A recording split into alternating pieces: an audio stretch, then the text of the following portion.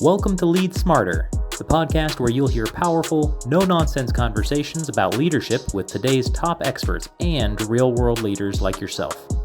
Get the inside strategies, insights, and secrets they've learned on the journey to lead smarter. Let's dive in.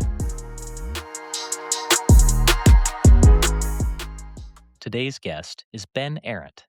Ben is the author of How to Suck Less as a Manager and the founder of Depth Charge Consulting, where he works with executives and go to market leaders to improve leadership quality and team performance. He's spent years advising leaders across industries, including his time in intelligence with the U.S. government, where he helped organizations drive growth, transformation, and better leadership outcomes.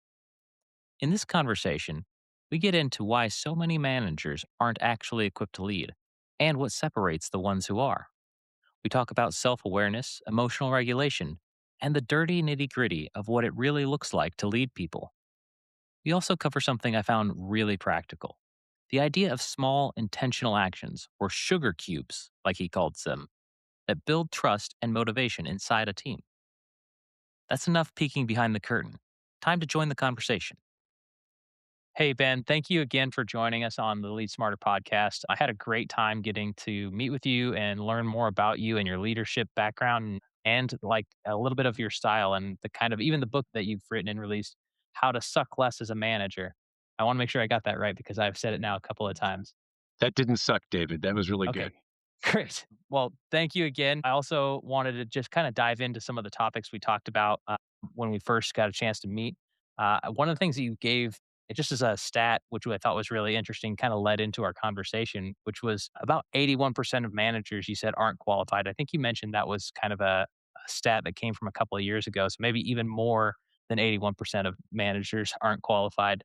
I was curious, like, what patterns do you consistently see that put them in that category of not qualified? Yeah, it's funny. I don't think I've ever had anyone disagree with that because you would think like 81% is so ridiculously high that all of us should be like, no, that's a terrible, no, there's no way. But all of us might have that first reaction, wait, and we go, okay, I could see it. So the stat itself is not from my own research. That's from a Business Wire article that basically looked at individuals selected for management roles and found that on average, only 19% of them possess the top five or six qualities that that publication thought were most crucial to being an effective people leader. Things like the ability to form relationships, accountability, time management. So some of these things. I think I'd probably add a couple more.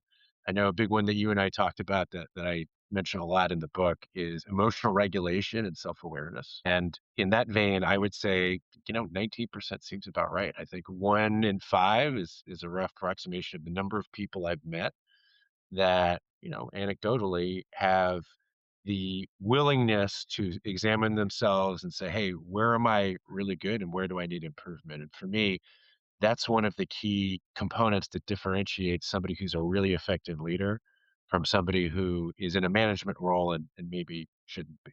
Now, there's a lot of different capabilities and competencies and skills, whatever verbiage you want to use, that can make someone an effective leader. But being good at leading others is a combination of being able to form connection and get people to do things, and also keep yourself cool under pressure and separate out the things that you might feel or that might come in, whether it's pressure or stress or issues with the people on your team, from the way you act. A lot similar to being a good partner or being a good parent. So yeah, for me, I haven't redone the research. I think that came out in 2022. I would hope it hasn't gone down because if it Oh, does, sure. I will say I have a lot of friends, connections, and colleagues coming to me for career advice because they want to switch because they don't like their manager. But I hope it hasn't gone down. I don't know, David. Maybe you have some perspective after being on this podcast and talking to so many great leaders. I think part of what I've enjoyed from this podcast is getting a chance to be exposed to maybe a higher density of good leaders. But I Yeah. think from your experience, what you've described, and from my experience similarly, yeah, I unfortunately think I'm maybe in that same bucket of people that thought about this stat and thinking, oh, that's a lot, but it sounds right. Did you from your from actually you just telling me about it, made me wonder just now. It's like, you know what? I wonder if I took that test. I wonder, like, what is qualified based on that test? I would be really interested. Like, I could say myself, sure, 81% of people that I've met that are leaders, they shouldn't be leaders. But should I be in that 81%? I mean, I want to believe no, right? Like, I want to believe that I'm qualified, but I'd be curious. But I mean, the fact that you're asking that question is already no, but seriously, because there are too many situations that we fall into where people get promoted into leadership because that's like the next thing they need to do to get Right. advanced in their career. And the truth is, not everyone is going to be able to effectively lead other people. So, we're constantly put into this situation where people may not have the core abilities. Maybe your company is actually even evaluating this. A lot of them don't even look when they promote somebody. Is that person ready? 'Cause some companies that do might say, "No, but we're putting them there anyway." But Right. for situations where that person, doesn't have those skills naturally, you can absolutely develop them. So just the fact that if you're like, "Hey, I don't know if I'm in there," the fact that you're even willing to doubt yourself means you're self-aware enough that if you didn't feel like you were doing a great job, you would go and try to improve yourself. So, David, I pronounce you, based on the power vested in me, a good leader. Well, thank you. Yeah, and I that's interesting because you're saying I may be in that 81% if I just had the firm conviction that I am not. Yes, I think that paradoxically, that is the logic that we're gonna follow for the remain how much longer we're gonna go? Half an hour? Yes, I right. think, yeah, that's whatever you just said is what we're gonna go with the remainder of that time. Perfect. It's like the wise man knows he isn't wise, right? So there we go. Exactly. Paradox. Listeners, enjoy that.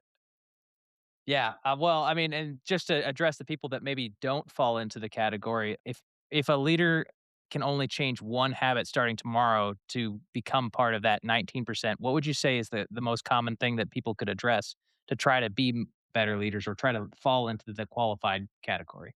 I love that. I think there's 2 things you can do right away, and, for me, the number 1 is just have the conversation with yourself. Where am I strong and where am I not? And this comes down to a lot of things. Like, there's a lot of leaders who feel like they need to be the smartest person in the room, for example. And in reality, none of us is going to be the best at everything. But if you're a people leader, that's not really your job. Your job is to be the Right. person who helps all the other people succeed and set them up for success. So if you're willing to have the conversation with yourself, hey, where am I strong and where do I need a little help? It immediately tells you where you can lean on and potentially trust others on your team and where you might want to spend a little extra time either getting to know more or improving your craft. I think the other one, if you don't like that one, hey Ben, I'm not interested in that. Give me something else. Figure out what makes you get emotionally dysregulated. And I mean, you're getting upset, you're getting stressed, you shut down, you get angry. All of us have emotions. That's actually shouldn't say. I've met some people who somehow are completely devoid of them. Those people notwithstanding, it's more than 81% of us have emotions of some kind. Right. And right, whether I just brought up the parent or the spouse, right? I think every couple fights at some point. Every parent, occasionally is going to get upset or get stressed out, and maybe that comes out at their kid. In the same way, if you're a leader, there are going to be situations you're in that stress you out, and you may not show up as well as you do normally. So take a minute and think about when those situations are occurring, because then you can anticipate them. And then the next time you run into a situation, you show up better for your team by being able to regulate yourself and stay cool under pressure. That's interesting. I like that you gave the spouse example. It actually kind of goes into a question I wanted to ask you that we've Uh-oh. actually talked about before, really, that like you're spending largely more time at work being directly engaging with the leader or your manager, probably more than your own spouse, literally. Yeah. Given that reality, I kind of want to know what do you think the responsibility of a leader is recognizing that kind of weight that they have on their team? Yeah, David, thank you for that. When you said that, speaking of spouses, I was like, oh, what are I'll you be about to careful. tell me? That's right. It's I am very happily married and very grateful for my partner. And I was worried you were going to tell me that, you knew something otherwise. But anyway, the joking aside, by the way, listeners, I'm an ex-comedian. I just want to throw that out there. Opportunities like this, you got to have some fun, right? At the end of the day, we've all been in situations with terrible managers. We've been terrible managers ourselves sometimes. On the flip side, we've all also had people in our lives that enabled us to feel and do things that we never would have done before. So I like having fun with this topic. Hopefully you guys do too. But to the question, David, that you were asking is this point, we're spending more time with our spouses. There was a study that was done, and off the tip of my tongue, I can't quite remember the source, but it was looking at mental health impact from different figures in your life. It looked at doctors, it looked at therapists, it looked at spouses, and it actually found that your spouse and your direct boss are the individuals that have the most impact on your mental health by like 50% more than even a therapist.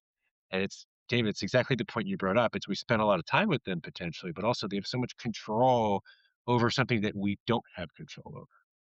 Like we have to go to work, most of us, right? We have to earn a living.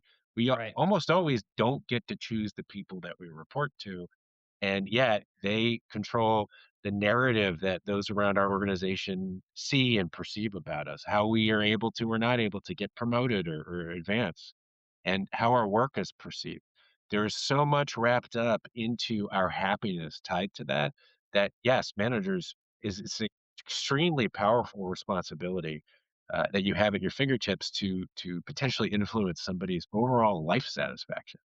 And Right. I think that gets back to your earlier point. I suggest with the companies that I work with, we have to stop assuming that management is this rite of passage or something that everyone does, and instead start perceiving it as something incredibly important as a responsibility that requires dedication, focus, input, and training so that we know that the individuals rising to this responsibility are aware of what they're doing and how they're impacting people.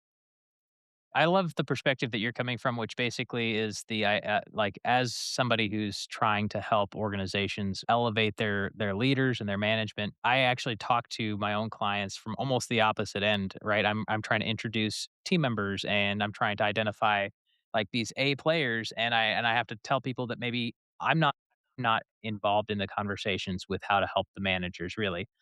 I Mhm. really only try to advise that if your leadership and your management isn't really solid, and I'm bringing you A players, the thing about A players is they usually have choices. And if you're not going to have an environment that they would choose, then retention's going to be a struggle.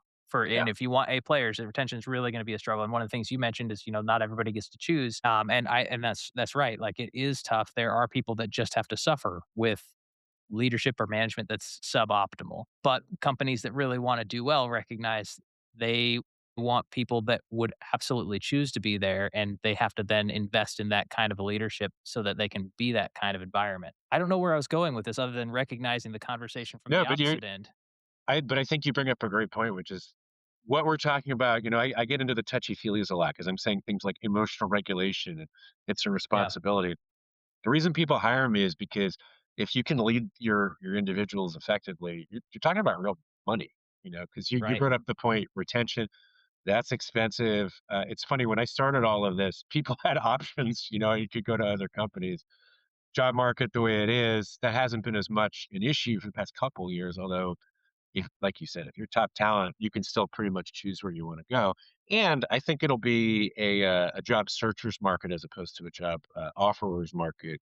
Not too far future.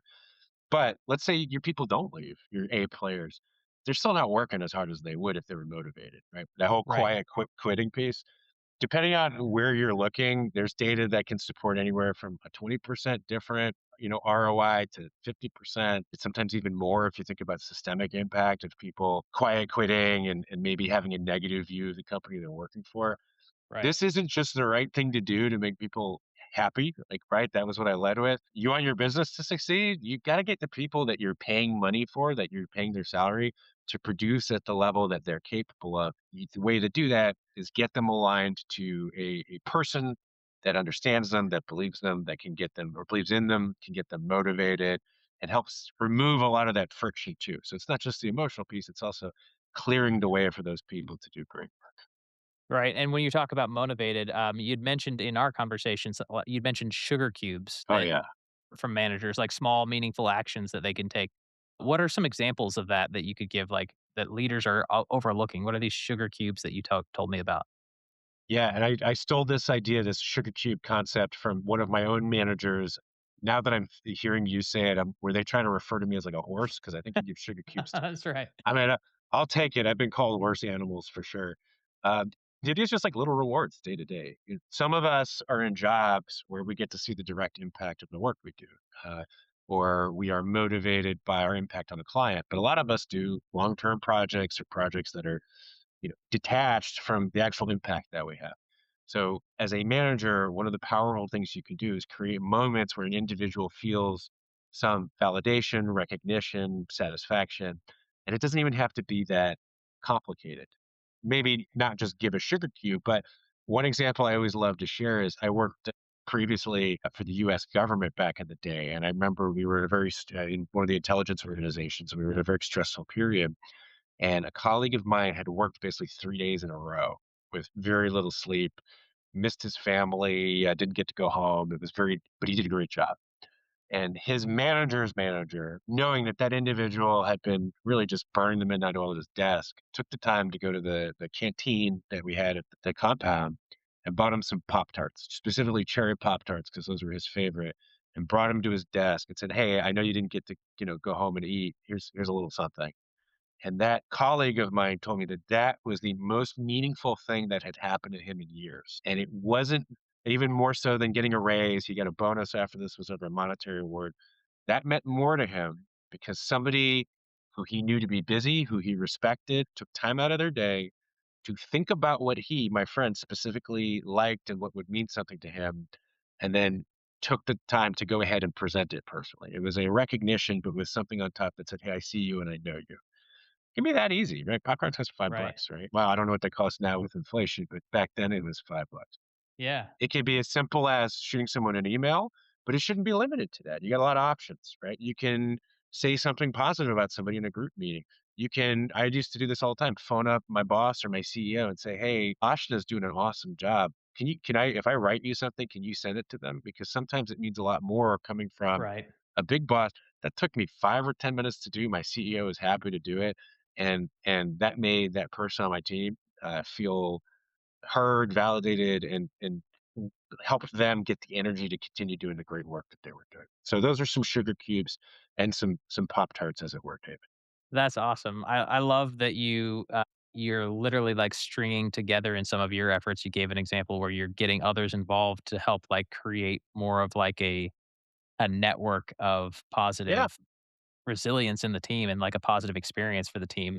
You're not only trying to develop that person, not only developing maybe even your relationship with that person, but you're developing the relationship and the cohesiveness of the team intentionally because you know what they care about. absolutely. I I will look for those opportunities as well. I recognize I'm not always the right person to deliver this message. I'm literally on a Mhm. call with you right now because I don't want to be the one delivering a message of leadership and how to manage yourself to a client of mine as an example, because I'm not the right source and I'm not, I not only am I not the right source, but I may not even have the expertise. So sometimes I call that like, I think maybe this is a bad term. I use this often where I say like, I could use help with like track two diplomacy. A team member, you could definitely be a better like source of information for this Yeah, thing than I am. Maybe they won't be heard from coming from me or received well. Anyways, I just loved the example. So thank you for giving that. And it also made me think about the fact that there's specific environments even that really, really like that level of like positive energy management's like critical. And I was thinking about when we talked about how you actually kind of do a lot of work with sales teams yes, where, like I can say, yeah, everybody needs to have like positive energy and like affirmations and support. But like in a sales team, that's almost like your fuel. Like without it, you're totally empty and nothing gets done. Like, in fact, it may even work in the opposite. You guys may start tanking the relationships by working through desperation and negative feelings. It feels like it's just got a lot closer relationship. And I'm really interested on your perspective in that space. sales is funny. David, I think you've been in sales before, right? I literally, I guess technically I'm in it as a founder of a company. Yeah, So yeah, I'm definitely in it. yeah, it sucks. It does suck. Yeah, right. It's there. The number. I've been working in the sales, like in supporting sales teams and their leaders for a while now. First at CB, then Gartner, then Challenger, and I was fascinated with sales as a subculture because I grew up in the government, the public sector, and then came to the private sector, and it is a very different culture. And I guess it has to be because the type of job you have is so stressful and you go through, your quarter by quarter and your fiscal year and then it starts all over again and you're struggling constantly until you're not struggling. It's a lot. Yeah. And because of that stress, I think first it attracts certain people. Uh, and I was going to start by saying I've worked with literally thousands, maybe 10,000 sales professionals over my lifetime. And it's rare I've met one that said, "This is what I intended to do with my career." Usually Sure. it's just kind of did it by chance and then realized, "Hey, actually, I kind of like this." So The people who get end up sucked into the black hole of sales, it's a diverse crowd, but they tend to have some things in common. And because their job is so much governed by their own effort, it's hard to motivate them to do things differently or to change. If something doesn't Okay. like immediately appear like it's gonna like help them close a deal, it can be hard to convince them to do something. I always say of the parts of an organization to do change management with, sales is the hardest, followed closely by engineering. Engineering, you know why. I'll leave that up to their imagination there. The engineers on the line know stuff. Wow. But Okay. with the if you know engineers, the joke would land. So anyway, but sellers, so there's a lot of resistance to change. There's a lot of emotions involved. The other piece is to succeed as a seller requires a certain skill set that is very different and really doesn't have whole lot of overlap at all with what it takes to be an effective leader. Okay. There's some time management overlap, but otherwise it's being focused, being confident, continuing down a certain path, risk taking in some cases, bouncing back from setbacks. In contrast, the things around emotional regulation, attachment, relationship building, empathy, the things that make you really effective at creating connection in other people and leading them aren't there necessarily by default. So, what we see in sales is that it is among the widest gaps in ability in managers because a lot of the folks that are promoted are inherently really effective sellers who then come to the table leading a team having not really experienced managing others and without that core skill set that we brought up earlier. The result then is there's a couple situations that can happen. One is they really apply the pressure. That's what works for them. That's how they operate. They get frustrated and it comes out. Another one that happens a lot is a sales leader will try to turn the people on their team into mini versions of them. It's like, "Hey, this is what worked for me, so you just do it, and let me just kinda come over top, and I'm gonna micromanage or force you into this mold that may or may not fit you."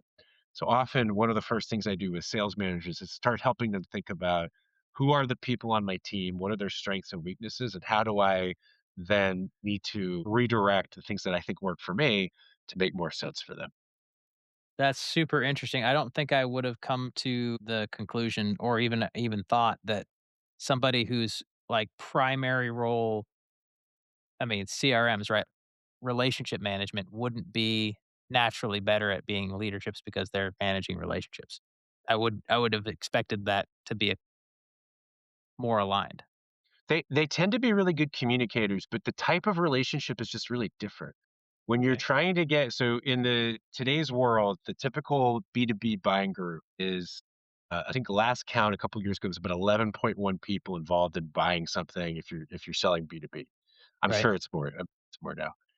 The type of work that you're doing, getting all those people together is it's a lot of persuasion, a lot of convincing, a lot of pushing, a lot of consensus building, but you typically are the person trying to get others to make a decision and you're trying to convince them to do something. In contrast, when you're a manager and you have the ability to just tell people what to do, there are different kinds of soft power that you need to use so that you're not always pushing, sometimes you're pulling too. Right. So that temptation can often be, "Oh, now I can just tell people what to do, or I can just create a set of structure." It's almost like my fantasies being fulfilled. All these years trying to get those 11 plus people in a row for each of these sales. Now I have a team and they have to do what I say. The problem is there's still a lot of stakeholder management that needs to happen on a team to Right. create that kind of culture that you were talking about in our last question around synergy, mutual respect, motivation, energy, and a sensation from these team members that they actually do have a say in what they're doing. So it is a good point. They're typically good communicators. It's just a different kind of relationship that has important nuances that sometimes just Yeah. don't train.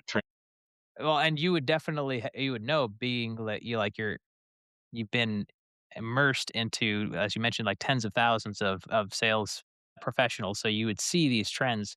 And my view is substantially more narrow and from a different space, right? I'm coming from like a founder led, my personal experience. And I've met with and managed in some spaces. And I've been dealt with sales professionals, and I think maybe I conflate or confuse the space where I am doing some selling as a founder and that being a little bit different because it'll be consultative, or like my goal isn't always to persuade somebody if it's not going to be a good fit.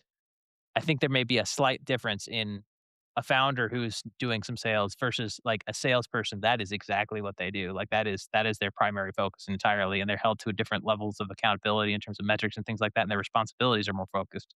So I think what you're describing almost is that this person has a more like clearly defined areas of accountability and responsibility that maybe they are more naturally tuned in a way that you're describing, which is to almost by force try to Bring move things people down. along. Yeah. It's an interesting I think another component that's really important too, and then actually I really wanna comment on something you said, but I wanna finish this thread Yeah, first. yeah. This is how you know we're having fun because I have, like, multiple things. Sure. The other piece is if you're a really good seller, a lot of it probably came to you intuitively, and people who are really good at doing aren't always the people that are great at teaching and coaching. So if you have Okay. somebody on your team who's underperforming, trying to, diagnose, understand, empathize, help bring them up, that's its own challenge. Versus if you're somebody who's just been able to kind of see the matrix your whole life and get the sale, sometimes it can be hard to translate. Well, just do this. Why can't you just do this to somebody who Right. doesn't have that natural skill? So that's part of it too. But I want to compliment you. I thought that was a really interesting place. Well, hey, what do I know? Maybe I'm coming from a different angle, but there was a different question you asked me in our previous conversation. What's a really good piece of advice I got early on that I've always Yeah. used? And it's don't ever discount anyone's point of view, at least at first. After you hear it out and think about it, if it's like really, you could be like, I'm not going to pay as much attention. I have from a very early age, and again, this goes back to being a intelligence officer. I remember having a mentor who, even early on, made sure that if I had a question or a thought that I shared it. And years later, I came to understand that a lot of the stuff I said in the beginning, when I just started, I was a green noob, was misinformed, and it was very basic and kind of childlike in You were some too cases. Is the new way. even to know it was embarrassing. Right. That's perfect. Perfect. But this person never made me feel bad. And years later, I said, That's "Hey, why awesome. didn't you ever tell me I was being dumb?" He said, "Because," he called me grasshopper, grasshopper, "because I wanted you to keep sharing because I've been doing this a long time and I didn't want to miss things. And you might have a different perspective that even if, I can educate you over time and maybe lead you in different directions. Like I want to hear your different perspective because I need to learn." So David, just because you're coming from a different angle, I actually thought it was a really interesting, you're like, you're right. Hey, they're really good at stakeholder management. Why do they suck at leading their teams? Well, that made me think about it. And it's a good, but it's the point I would say is, and this goes to being a good leader too, never underestimate different perspective or dismiss it out of hand. There is always the likelihood that you are missing something, Yeah. right? So just Yeah, if it's somebody says something that's different, listen, take it in, think about it, consider it. I'd say that's probably like I'm glad that that's your like I love that you have that perspective. I remember early in my career, one of the first things I had always intentionally done was just assume first that I'm wrong until I've discovered that I'm Yeah. not. Maybe I discover through asking questions that maybe my perspective that I'm entering with is correct. But if I do it the other way around, I'm less likely to take in information. I'll be looking for the things that validate me instead. I couldn't, yeah, I mean, I just assume I'm wrong all the time, which It's is, actually pretty effective for relationships, right? and then yeah, and then when you find out that you were wrong, it's like, "Okay, well, that's what I expected." But it's a good point. We're trying to trick ourselves to get rid of all these biases that we have, that Yep. the brain. I talk about this in the book too, but this is why a lot of us get into trouble when we're leading people. We make assumptions, whether it's, oh, they didn't do their work, they must be lazy. That's Yep. an assumption. How do we know? There might be something going on in their life that maybe we could help with. Or there's a conflict and you make assumptions about cause and blame. We as biological entities are wired to make assumptions because at some point way back in our development, it was a group of us with spears and there was a woolly mammoth coming our way, and we had to very quickly make a lot of judgments for survival about trajectory, where it's going to go, can I make this javelin throw, etc. I want to be clear, I'm not an anthropologist. This is me. I know the Flintstones isn't real history, but this is me extrapolating biology onto history. But anyway, point is, we had to make all these calculations, and our brain takes shortcuts to help us do it very quickly. So we're the most powerful supercomputer-like entity in the world, at least for now. If you guys have watched this in a couple years, maybe AI will have surpassed us by then. That's right. But if you understand how that part of your brain works, how those gaps and leaps function, you start to see exactly what you're talking about, David. There's a lot of stuff that we fill in for ourselves, and if we know to look for that, we'll be better leaders, whether it's anchoring to the first thing you come up with or assuming that somebody that, maybe you don't like them, that they're always wrong or always doing something bad, or assuming that your instinct is always the right one. So I like the idea, just assume you're always wrong and you'll at least kill a couple of those biases as you journey through your leadership experience. Yeah, and I love that you also talk about the evolution of where we are, where we're going, and even about AI. And speaking of assumptions, I know lots of people see AI, make assumptions of. I mean, there's lots of assumptions out there about where it's going, right? I've been in the space where I'm seeing a little bit of two sides of it, just in the private sector where I'm working with AI development companies, and I'm also working with placing people, and I can see where it causes some fear and some maybe legit fear in some situations, and then I think it's overestimated in some areas and underestimated in some areas, and pretty wildly in both directions from different instances that I see. But from your perspective, in terms of as it relates to leadership, what impacts do you see as potential as it relates to AI and its impacts on leadership? It's so funny because my thought on this changes so often because of how our capabilities are changing. Because you and I, we got delayed on this. I know we originally talked a couple months ago, Yeah. and in that span, I feel like the tools that are available to us have already changed. There's a lot of news coming out about AI capabilities. So it's one of those things where I'll start by saying it could go anywhere. Like really, at this point, the sky's the limit. I think there are people who will say, "Well, you can never replace the human touch."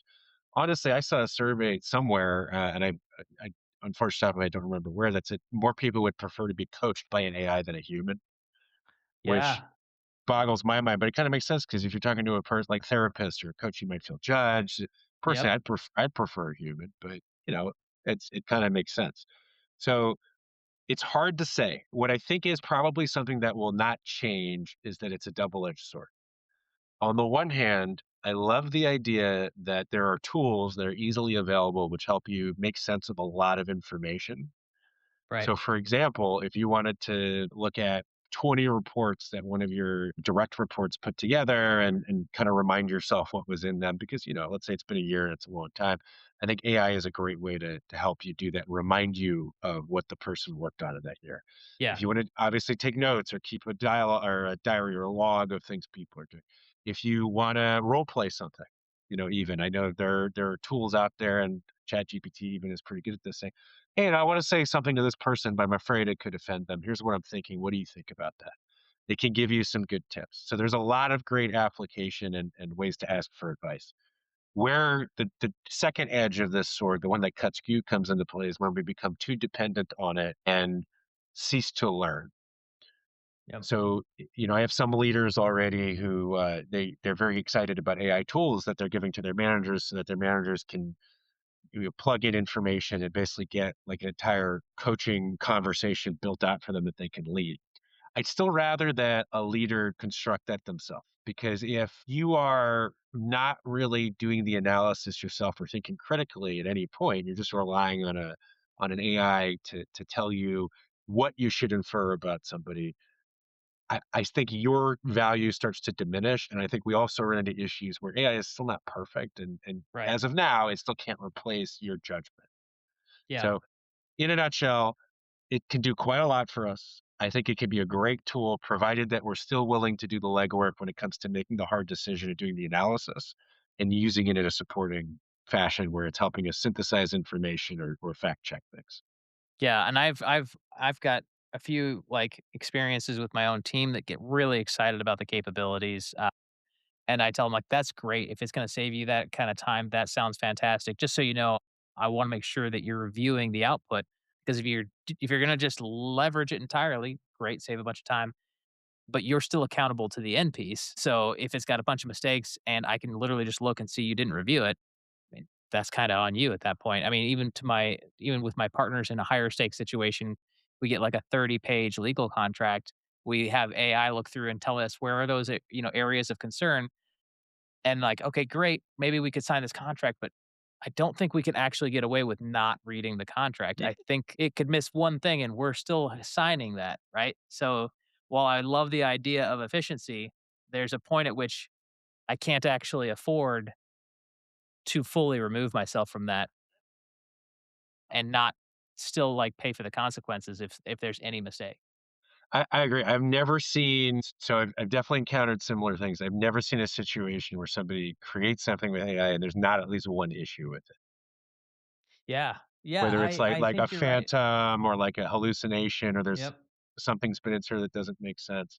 It'll get you 80% of the way there. But as of now, as of the taping of this piece, there's still some things that it can't quite replace. So I think Yeah. your point is a great one. Like use it as a fact checker, use it as a backup, help it identify ways to save you time, but always at the end of the day, at least for now, trust your own judgment and don't stop using your judgment. Yeah. No, that's how I feel about it now. I'm sure that and this was, I've been noticing that since we started talking, but you're right. Like it's been a few months. I've seen a lot of changes in a few months. And I'm sure a few months from now I'll probably be telling it I'll be answering the question differently myself. But, I did want to as we start to come towards the end of this episode and our conversation here, there's a couple questions I still wanted to ask you and get your thoughts from your perspective. Really, I wanted to know one, I know that you've written a book, you've released it. I was curious, what are some books that you're currently reading, and ones that you would recommend people that are developing themselves as leaders that you would recommend to them? Well, one of the things that's really top of mind for me is I have a young kid at home. I'm a first time parent. Waited till it was almost too late and managed to sneak one in. And I'm absolutely loving it. But this is a great point too about AI and trust and everything.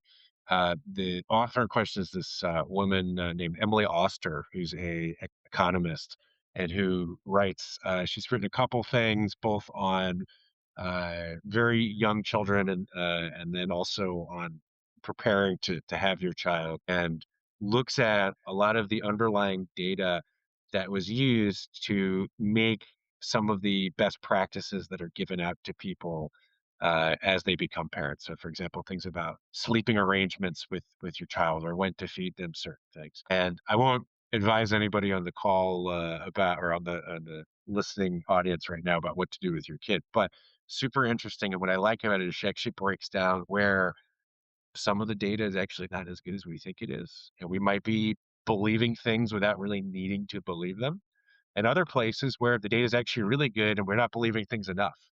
And I'm a little bit of a math nerd guy, so I like the data, but I also really like understanding kind of the history behind some of the things that we do. So strong recommend for me. Where does that come into play as a leader? This is a little bit condescending to people that might relate to me, but a lot of the time, if I'm somebody's boss or I'm helping coach them, I think of myself as almost a paternal way is like, how do I help them get what they want and get to the next stage of being who they want. So Yeah. a lot of those conversations I have, sometimes I find myself having them as I think about my parenting philosophy. So that's the tie-in for me, David. Great. Well, and just so I'm clear, because I think you described the book, but what was the book title? The one she wrote to Crib Sheet is the one I'm thinking of. I think Okay. is for kids that are have been born. I don't remember. I think Expecting Better might be the other one. But Emily Oster, she has a website and a ton of data. A huge fan. You should get her on the show. She's awesome. That's awesome. Well, thank you for that. And speaking of not only being a leader, but being a parent, my other question was kind of it's totally hypothetical, but if you were able to go back in time and give yourself a piece of advice here as you're a leader and a coach for people that are trying to develop themselves, what would be the one piece of advice? Say you only have about 60 seconds that you would give yourself to either parent yourself or lead yourself to be the best version you could be. What would be that one piece of advice you'd give yourself? It's not about you. That's me talking to me, not me talking to David No, in the no podcast. worries. It's whether I was look, yeah, I grew up in a military family. I moved a lot. I got picked on a ton and took it personal, like up until I was a teenager. And I remember at some point as an adult realizing that somebody's being mean to you, it's usually more about them than it is about you. And I Right. think in the same way, like, look, there are some workplace conflicts that are completely rational. It's like, yeah, you get two different opposing views. A lot of it, can be tied back to certain personalities that are difficult. I think we all know about office trolls, right? Like every workplace has somebody that nobody wants to work with or tries to avoid, unfortunately. Right. And it can be easy to get bogged down in that sometimes.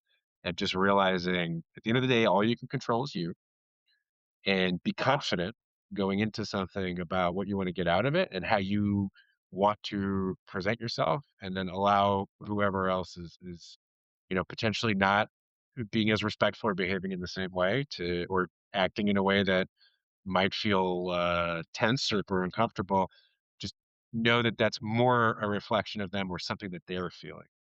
And I think once you're able to kind of identify, you've seen the pattern so many times, you're like, oh, that person's really angry today and they're having trouble coordinating with someone else. I bet something's happening in their life. Let me take them aside and check in on them and see what's going on. Those kind of moments as a leader, if somebody snaps at you, realizing, hey, it might not be about you. Don't take it personal. Try to figure out what you can do to help that person feel better. Like, I think that can help us all be more effective people. I love that advice. It's empathy at its core, and I love that it basically gives both room for you to be able to not take things personally, and it gives room for somebody else to not be perfect all the time and still Yeah. create this environment where you guys can have a successful relationship. I think that's a great piece of advice. Thank you for giving that advice. Thank you for the time that you've had with me on this call. It's been really great to get a chance to chat with you, and I'm looking forward to having another chat with you. I can't wait, David. If AI hasn't taken over the world and made us unnecessary and we're still alive, I'd love to have another conversation. I've seen Terminator 2 a lot. Me too, totally grew up with it, and it's where I was like, I'm on Arnold's side, but, like, it's like a part of me is like, "Hey, he was my hero growing up," and at the same time, it's like, the rest of that movie didn't go great for everybody, so I don't Well, actually want that. oh, that's a good point though, because the good in the second one, right? The Terminator was also the good guy. Yep, So AI helped. It's a double-edged sword. Full that's right. circle. That was Conversations come full circle. Yep, that was the root of what you meant, I knew it all along. Man. All right. Let's talk soon. Sounds good, man. Hey, thanks for listening to this episode of Lead Smarter. And thank you to the partners and sponsors who believe in our mission to evolve ourselves to elevate others. Speaking of elevating others, if you liked this episode, please be sure to like, follow, subscribe, and share. It would mean a lot to me and the team that works so hard behind the scenes so we can all learn together. And of course, thank you to the expert guests who kindly join us as generous guides on our journey to lead smarter.